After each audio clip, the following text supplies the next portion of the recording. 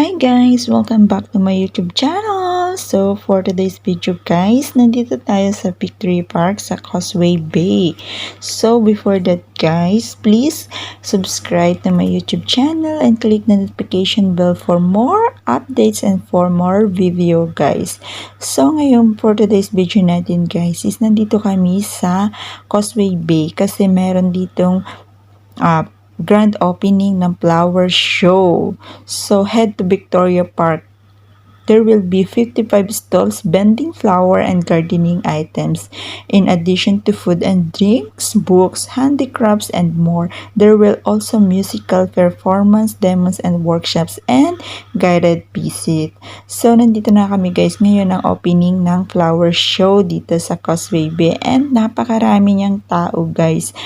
Ang pumunta dito guys kasi nga opening, so may mga performance and napakaganda na sobrang daming magagandang bulaklak guys. So every year nagkakaroon ng Hong Kong Flower Show dito sa Causeway Bay. And ito na daw yung pinakamalaking flower event of the year. Embrace flower. Sabi daw nga nila kapag hindi ka rito nakapunta is hindi mo ma-feel of yung power ng Lunar New Year market. So, ganun siya guys, ang mga kasabihan ng mga Chinese. So, sa entrance guys, magbabayad tayo ng may entrance fee $14. So, hindi naman lugi kasi napakaganda ng mga bulaklak dito and sobrang mai-enjoy nyo guys. And kung makikita nyo guys, ang mga tao talaga is dumagsa. Sobrang dami guys na pumunta ngayong opening dito sa Causeway Bay. So, nag-ikot-ikot kami dyan and kung mapapansin ninyo is halos dito sa entrance pagpasok ninyo guys is makikita nyo agad yung magagandang flowers guys. And iba't ibang handicraft. Meron din sila dyan guys and maa-amaze ka talaga sabi. Sobrang dami. 55 stalls yan guys selling flower and gardening items. Meron ding food and beverage and books and handicrafts guys. So dahil opening, sobrang dami talagang tao guys. And alam nyo guys, nag-i-enjoy talaga ako kasi talaga sobrang gaganda ng mga flower and nakaka-amaze yung mga ginawa nila talaga guys for this year. So ayan, makikita nyo is iba't ibang handicraft and diba, sobrang gagaling talaga and mai-enjoy nyong maglibot guys. Imagine guys, they have 55 stalls selling there. So, and ito guys, yung may mga booth, ayun parang ganun booth selling. Diba? Naalala nyo kahit nung high school may mga booth.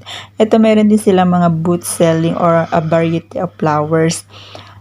There were no food and drinks stalls. So, this one is all about handicrafts and flowers. Ganon. So, kung pupunta kayo dyan guys, maganda sa umaga guys kasi hindi pa ganun kainit.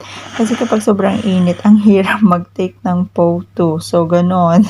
So, ang price nyan is $14 for adult and kapag $7 naman daw dyan pag children.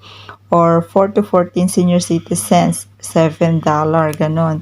So, hindi na masakit sa bulsa, ganon. Diba? Sobra pang mai-enjoy nyo and makakapag-picture kayo talaga ng bonggang-bongga dyan, ganon.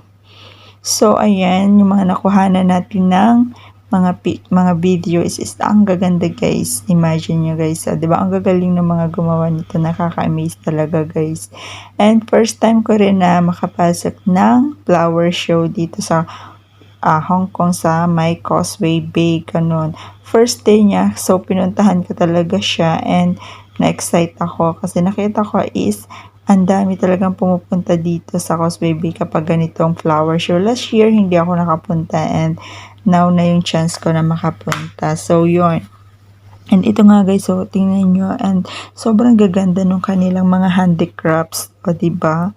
Sobrang nakaka-amaze guys. So, yun lang guys and continue watching guys. Please enjoy and watch at the end. Sobrang daming magagandang flower and decoration, especially handicrafts.